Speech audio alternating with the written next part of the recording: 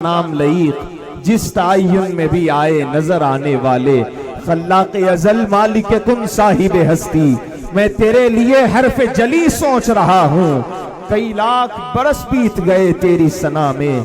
تو کیا ہے ابھی تک میں یہی سوچ رہا ہوں، تو کیا ہے ابھی تک میں یہی سوچ رہا ہوں، تو کیا ہے ابھی تک میں یہی سوچ رہا ہوں۔ یہ خاموش بیٹھا ہوا مجمع آپ حضرات سے مخاطب ہوتے ہوئے کہنا چاہتا ہوں کہ نعروں کی گونج سے میری سماعتوں کو اور میرے کلام کو زور دیجئے گا۔ نعرہ لگا رہا ہوں اور علی والوں کا جواب سننا چاہتا ہوں، اور اس کے بعد میں اس کو انرجی ڈرنک کے طور پر استعمال کروں گا کہ شب بھر ہم اور اب بیٹھ کر ذکر اہل بیت کریں گے۔ کرتے ہوئے جواب دیجئے گا نعرہ تکبیر، آواز اور بلند کرتے ہوئے نعرہ رسالت، مولا کی طاقت کا استعمال کرتے ہوئے ہاتھوں کو بلند کر سینے کا زور لگا کر نعرہ حیدری، نعرہ حیدری، نعرہ حیدری۔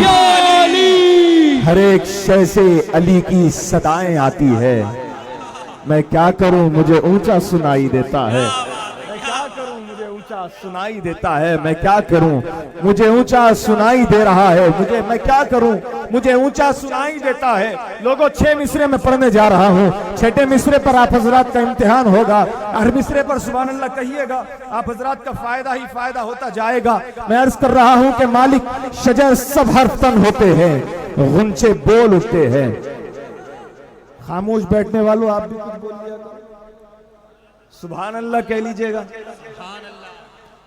اکثر سناخہ حضرات سے آپ نے یہ روایت سنی ہوگی، میں بھی حصول برکت کے لیے کہتا ہوا آگے بڑھ جاؤں گا کہ رسول مکرم صلی اللہ علیہ وآلہ وسلم کا فرمان ہے کہ جو بندہ پروردگار عالم کی رضا حاصل کرنے کی خاطر ایک مرتبہ اس پروردگار کی تعریف اور اس کی شان اور اس کی پاکی بیان کرتا ہے سبحان اللہ کے کلمات کے ذریعے، الحمدللہ کے کلمات کے ذریعے، تو پروردگار عالم اس کے نام کا ایک درخت جنت میں لگا دیا کرتا ہے۔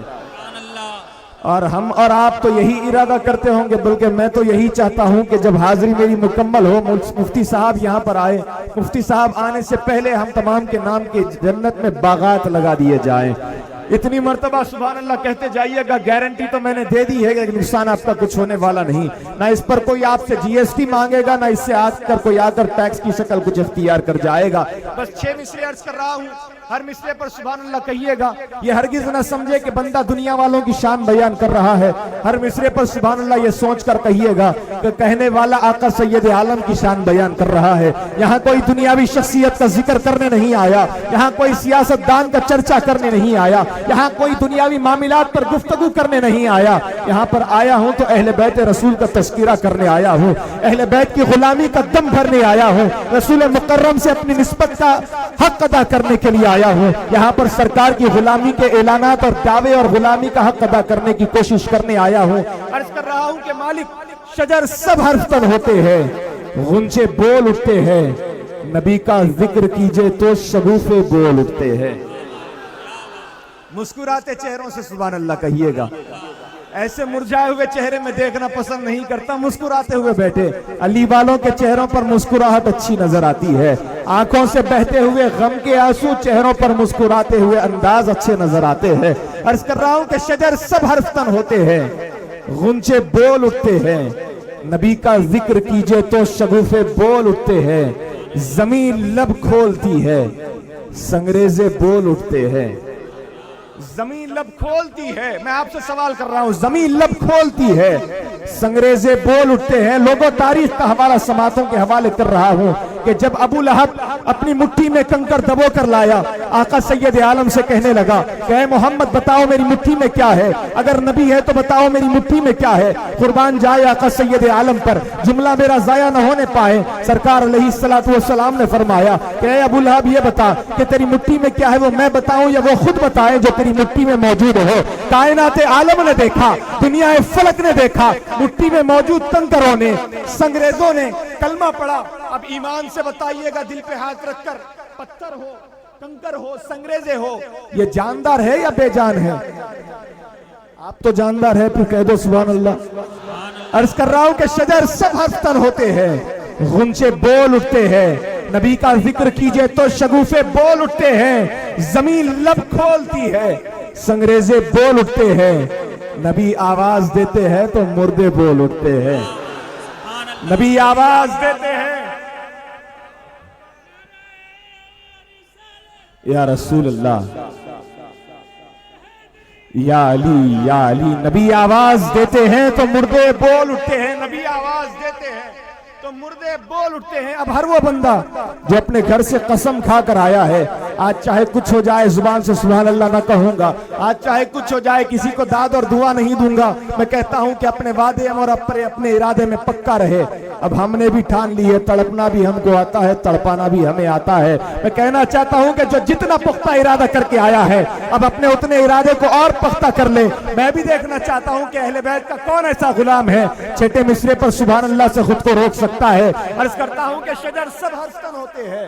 غنچے بول اٹھتے ہیں، نبی کا ذکر کیجئے تو شگوفے بول اٹھتے ہیں، زمین لب کھولتی ہے، سنگریزے بول اٹھتے ہیں، نبی آواز دیتے ہیں تو مردے بول اٹھتے ہیں۔ علی کے عشق میں لوگوں خاموشی غیر ممکن ہے، زبانیں چپ بھی رہ جائے تو چہرے بول اٹھتے ہیں۔ نعرہ حیدری، نعرہ حیدری، چمن چمن کلی کلی، علی علی علی، نگر نگر گلی گلی، علی علی علی، آج کا نعرہ، آج کا نعرہ، سبحان اللہ۔ چمن چمن میں نگر نگر میں گلی گلی میں علی کی باتیں، چمن چمن میں نگر نگر میں گلی گلی میں علی کی باتیں، میرا وظیفہ ہے روز کرنا ڈگر ڈگر پہ علی کی باتیں، میرا وظیفہ ہے روز کرنا ڈگر ڈگر میں علی کی باتیں، گلی گلی میں چمن چمن میں نگر نگر میں علی کی باتیں، میرا وظیفہ ہے روز کرنا ڈگر ڈگر پر علی کی باتیں۔ چوتھا مصرع مفتی صاحب کی نظر کر رہا ہوں کہ چمن چمن میں گلی گلی میں نگر نگر میں علی کی باتیں، میرا وظیفہ ہے روز کرنا ڈگر ڈگر پر علی کی باتیں، علی کا جلسہ علی کی محفل کیا کرو مسجدوں میں لوگوں، شعور آئے گا جب بھی ہوگی علی کے گھر میں علی کی باتیں، شعور آئے گا جب بھی ہوگی، شعور آئے گا، یا علی یا علی یا علی یا علی، علی علی علی، ہاتھ بلند کر کے جواب دے، علی علی علی علی علی علی علی علی علی علی